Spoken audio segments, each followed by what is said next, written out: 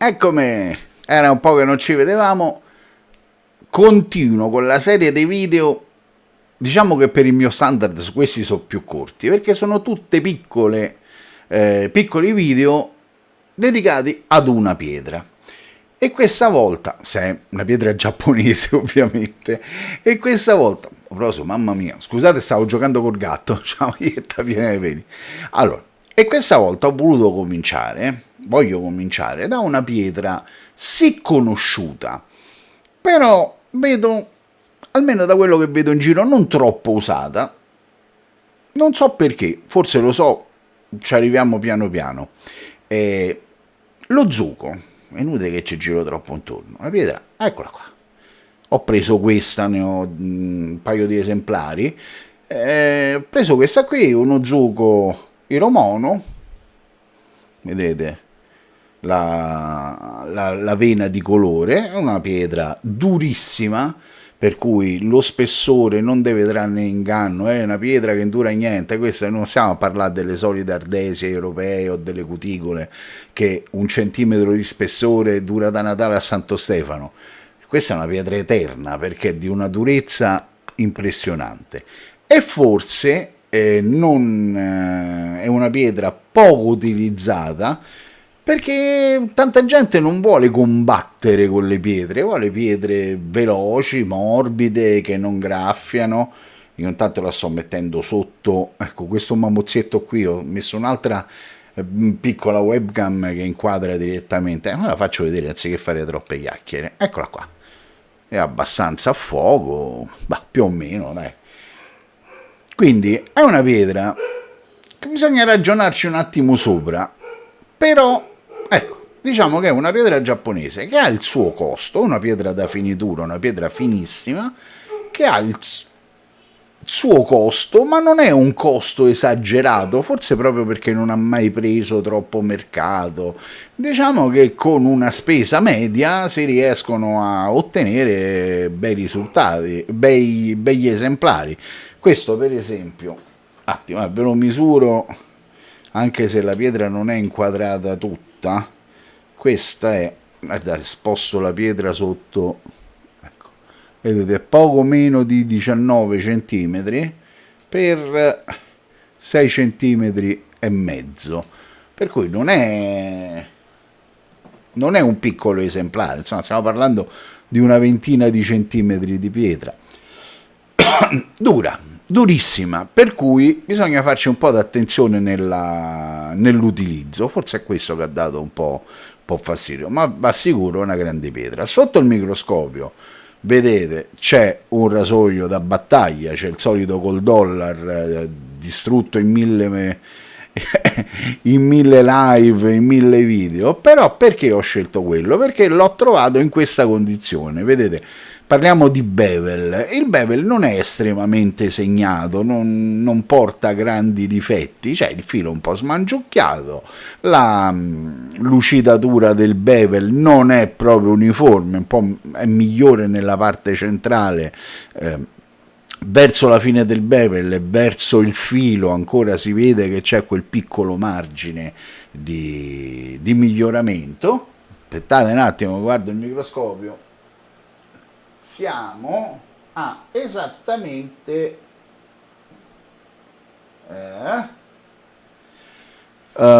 160 ingrandimenti, quindi una cosa media, poi magari aumentiamo e diminuiamo.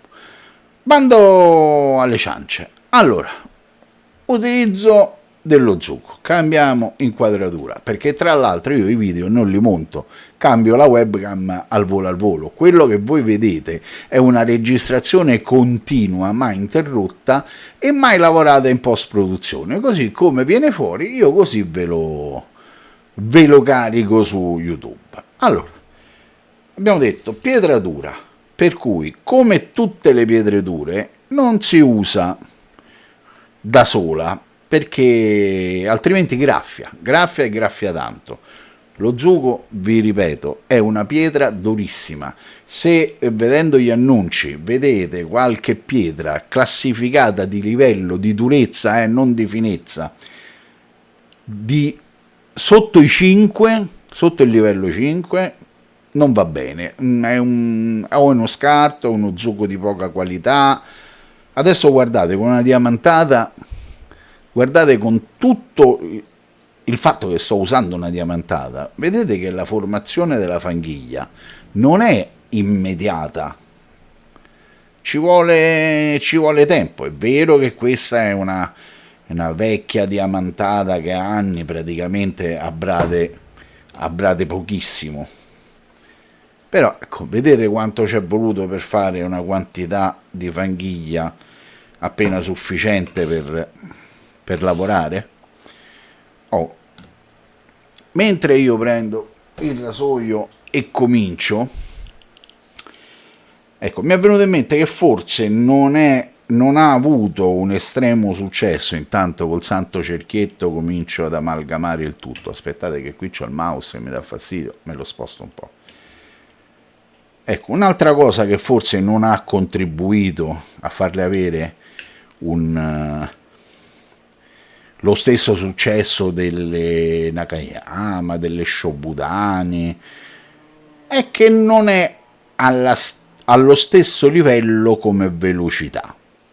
Certo, usando così come sto facendo io con la fanghiglia, le cose migliorano. Però, diciamo, perché ho nominato Nakayama e Shobudani? Perché la zona di estrazione è praticamente la stessa. Vengono tutte e due dalle miniere a nord-est di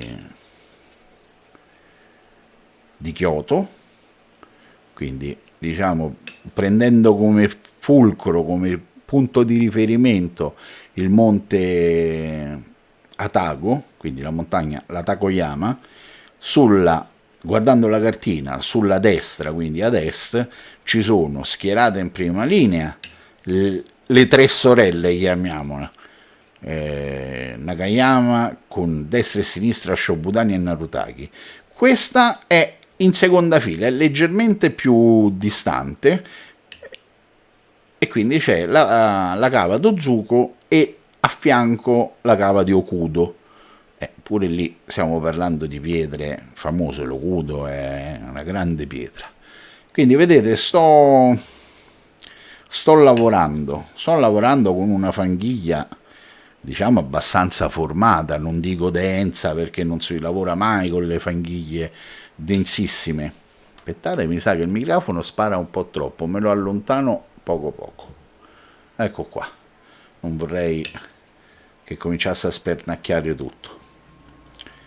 Stavo dicendo, con una fanghiglia ben presente, non dura, non densa, perché quello comunque è un errore sempre. Aggiungo un pochino d'acqua per tenerla sempre morbida e idratata.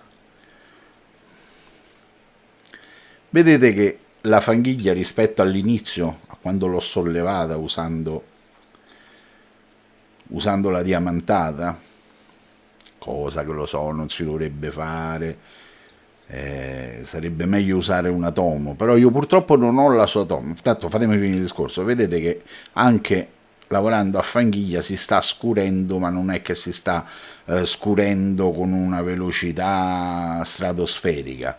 Certo, il colore è più scuro, è decisamente più scuro, quindi è sintomo,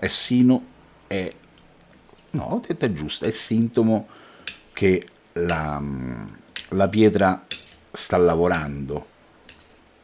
Anzi, facciamo una cosa, aggiriamo pure un pochettino, la facciamo lavorare pure in quest'altro verso. Quindi la pietra sta lavorando, l'acciaio viene mangiato, però calcolate che l'acciaio del Gold Dollar è un acciaio molto molto tenero, quindi diciamo con un acciaio di maggiore qualità, di maggiore durezza, con una tempra diversa. Allora, lo tengo un attimo idratata, andiamo subito a fare il primo controllo. Stavo dicendo, con un rasoio migliore, con un acciaio migliore, l'abrasione sarebbe stata ancora più lenta. Ecco, questo è il limite, l'unico aspetto negativo di questa pietra, che per il resto invece È una pietra eccezionale, è una pietra che, se parliamo di valore assoluto di finezza, non ha proprio niente da invidiare alle miniere più blasonate. A livello di finezza, scusate, una buona Uzuko è fine quanto e forse di più di tantissime Nagayama, di tantissime Shobudani che girano. Quindi attenzione, è una pietra che costa un po' di meno, sembra di livello inferiore, ma in realtà stiamo parlando di pietre da ultra finitura. Adesso metto un attimo, ritorno. Guardate. Ah, cerco di... non so se l'ha messa a fuoco sia delle migliori, anche perché io con tutti gli occhiali cieco come una talpa, però vedete come lavora? Vediamo se riesco, vado un po' a spasso lungo il filo. Vedete? Dice, ma però i soliti puristi della minchia. Scusate. Dice no, perché con la satinatura è coprente, copre tutto. No, perché avete visto quanto ho diluito. Se vedete adesso il piano di lavoro, guardate quanta poca fanghiglia c'è rimasta, perché ho fatto già 2 diluizioni. Adesso continuiamo, facciamo degli ulteriori passaggi con una diluizione più importante, quindi la facciamo lavorare con la fatidica acqua sporca, con la diluizione, diciamo quella finale, che uno adotta in finitura. Però vedete anche della satinatura com'è fine il grano della satinatura, com'è fine l'impronta della satinatura che ha lasciato. Lo gioco, secondo me, è una pietra che va capita, non semplicissima da usare. Guardate, adesso proprio l'ho bagnata tanto.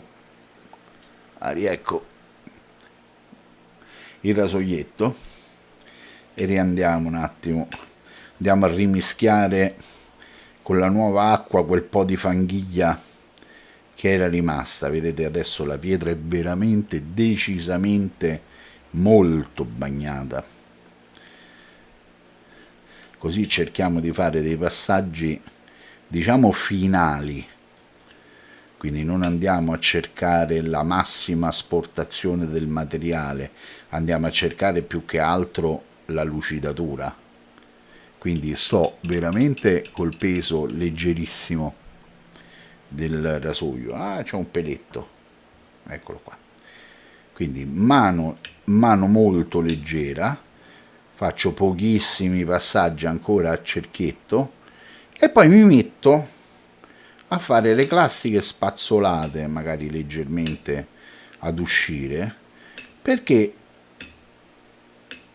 il solito principio: se deve segnare, se deve lasciare dei marchi di affilatura facendo un movimento monotono mai alternato, il marchio di affilatura va sempre lì, la pietra abbrade sempre nello stesso modo, per cui poi al microscopio sarà più facile individuare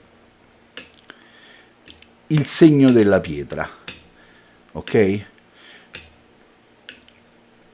Come ho detto all'inizio, pure se ho fatto un discorso, mi rendo conto, non troppo lineare, essendo molto dura, io non consiglio mai di lavorare a pietra pulita.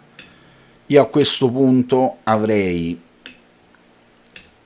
pulito la pietra e l'avrei utilizzata. Aspettate, c'ho qui il cassettino con le tomo, ecco, e avrei utilizzato delle tomo sempre di Uzuko. Per esempio, questa è una piccolissima tomo di Uzuko Karaso, ne ho altre. Vabbè, adesso non sto a perdere tempo, non lo faccio solo e soltanto per farvi vedere il lavoro di questa pietra, di questo esemplare, altrimenti si continuano a ingenerare dei dubbi. Ah, ma il lavoro che hai fatto, bello, brutto, ma la colpa o il merito è stata dell'atomo, della fanghiglia che ha liberato l'atomo o della pietra che hai usato come pietra di base? Per cui, anche se io mi rendo conto che non è il massimo, che non riuscirò a tirare fuori il massimo della finezza da questa pietra perché sto usando una fanghiglia ricavata da... ehm, Dio, quando non ti vengono le parole, ricavata da diamantata e non ricavata dallo sfregamento con un atomo, ripeto, con l'atomo sarebbe stato un risultato ancora migliore. Io voglio far vedere che cosa è in grado di fare una Ozuko, anzi di più, un Ozuko di fascia media, perché prezzo di questa pietra di un paio d'anni fa forse, sì, o 2 o 3 anni fa. Questa è una pietra comprata in Europa da un negozio famosissimo europeo, olandese, quindi chi lo sa, che ha dei prezzi, cioè è famoso per le buone pietre che ha, però è anche altrettanto famoso per non essere a buon mercato. Diciamo che spedite e tutto, questa è una pietra che mi è costata 200 euro, quindi si poteva fare di meglio, però per non aspettare, di meglio come acquisto, però per non aspettare dal Giappone, poi la dogana, poi le spese di trasporto, insomma, alla fine dico la compro direttamente in Europa e vissero tutti felici e contenti. Stiamo parlando di 200 euro, quindi come una qualsiasi altra pietra di buon livello europea, una cuticola, una belga gialla, 200 euro si paga tranquillamente, anzi di questa misura di 20 cm per 6,5 si paga anche decisamente di più, però magari una belga gialla di bella avena, di vecchia estrazione, ecco, diciamo che i prezzi si equivalgono. Vado al microscopio, andiamo a vedere quello che è successo. Io dovrei continuare a stare con la bocca dalla parte del microfono, solo che, ecco qua, vedete? Il filo ancora non è perfetto, ma se vi ricordate la situazione di partenza, ha fatto il miracolo. Cerco di mettere a fuoco solo e soltanto sul filo. Scusate, magari si sfogherà il resto del bevel, ma noi quando lavoriamo ci piace. Anzi, faccio proprio un'altra cosa. Aumento decisamente l'ingrandimento. Adesso sono arrivato a 240 ingrandimenti, così possiamo vedere, sposto un po' verso l'alto, ecco qua, così è facile vedere sia l'andamento del filo sia, diciamo, l'aspetto estetico, la pulizia del bevel. Allora, se mi date un attimo di tempo, sapete che non ho organizzato accidenti di niente, per cui perché c'erano le luci in automatico sul... ecco qua, aumentiamo un pochettino, miglioriamo la messa al fuoco sul filo,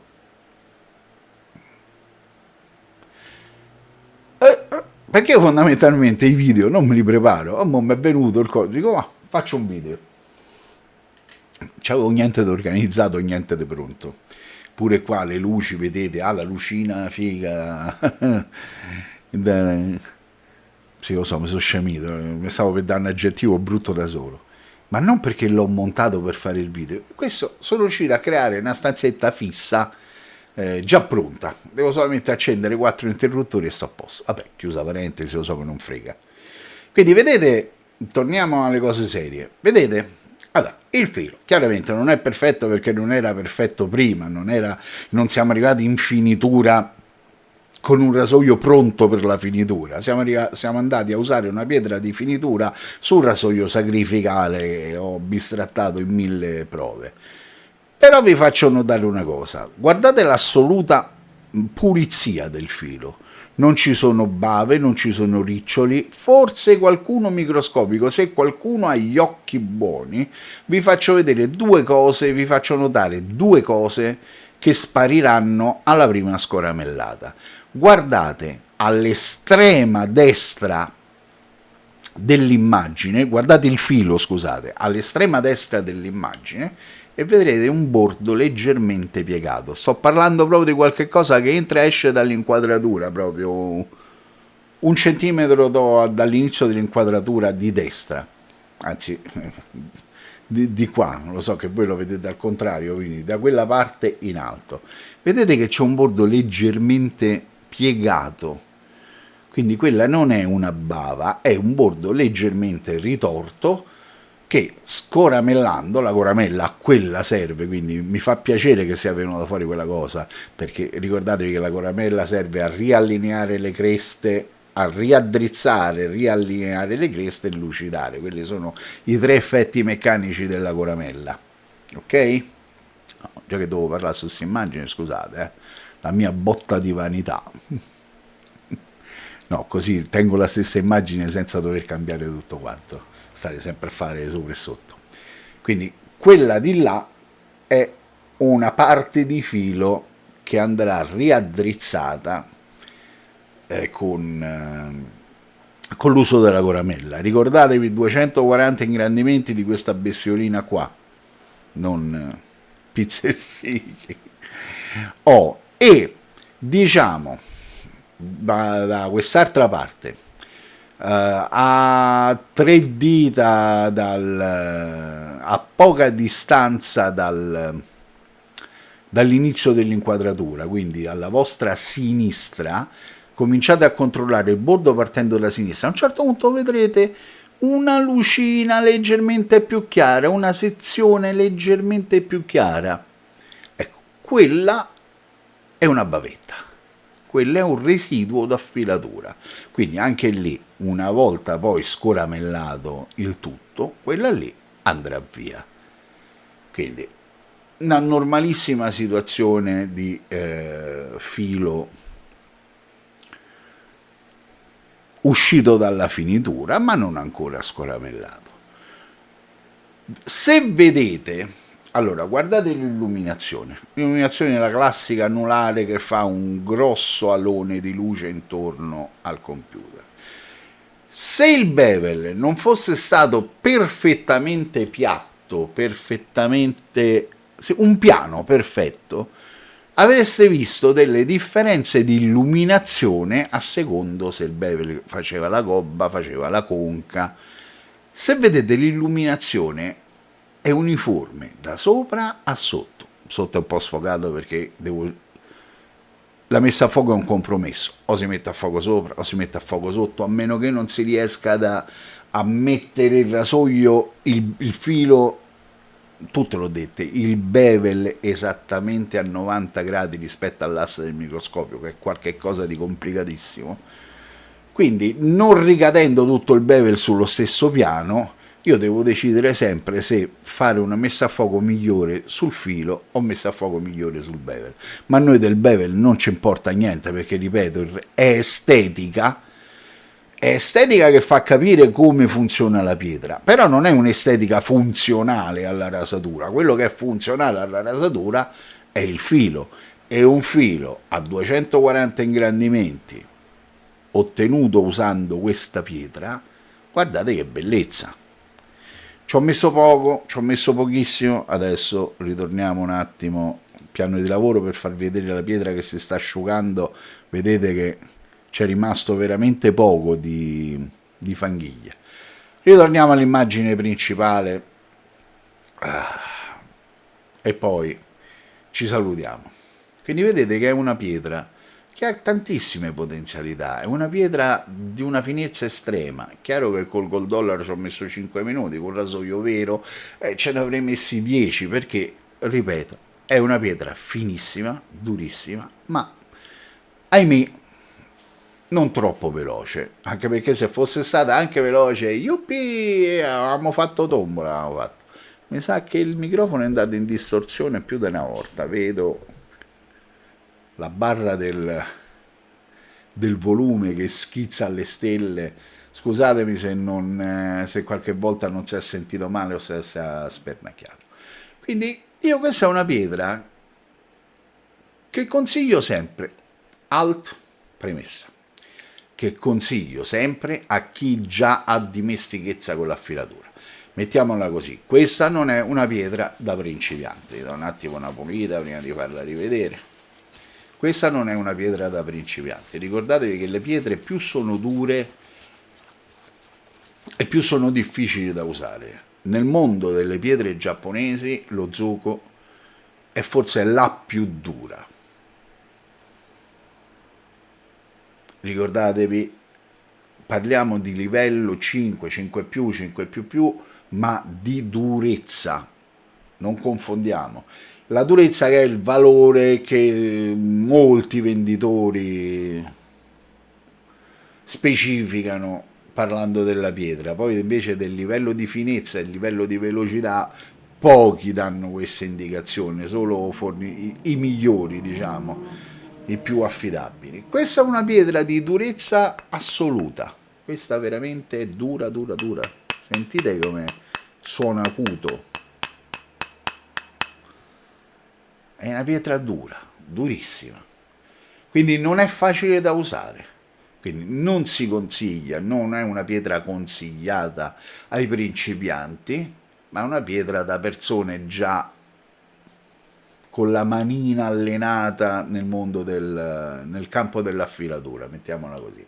Ma se ben usata è una pietra che non ha nulla, nulla, nulla da invidiare alle sorelle più famose. Eccola qua. Allora, detto questo, sono riuscito a fare un video da 26 minuti, io volevo fare da 10-15 minuti al massimo, ma come al solito non ci riuscirò mai a fare un video corto, quindi basta, non dico più cavolate. Spero che vi sia piaciuta questa piccola monografia sullo zuko. Al limite fatemelo sapere nei commenti, no, fa schifo, oppure sì, perché avendo qualche altra pietra giapponese posso fare piccole monografie di singole pietre, come utilizzarle, quando utilizzarle, pro e contro. Fatemelo sapere voi. Detto questo, vi saluto come al solito. Un ciao popolo tradizionale a tutti quanti e ci vediamo alla prossima. Ciao popolo! Dov'è che si spegne?